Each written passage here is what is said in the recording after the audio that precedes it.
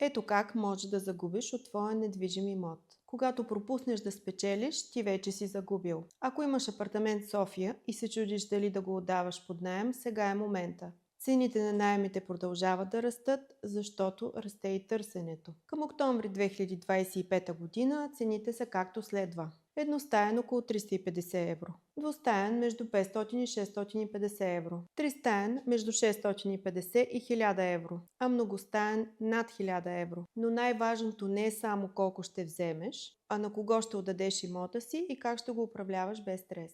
Ние помагаме на собствениците да намерят надежни наематели, да подготвят договорът правилно и да избегнат излишни рискове. Всичко законно, сигурно и професионално. Ако и ти имаш имот, който стои празен, пиши ни, за да ти кажем колко реално можеш да получиш от него. Ние сме Trust Home България. Да направим имотът ви печеливш, а не проблемен.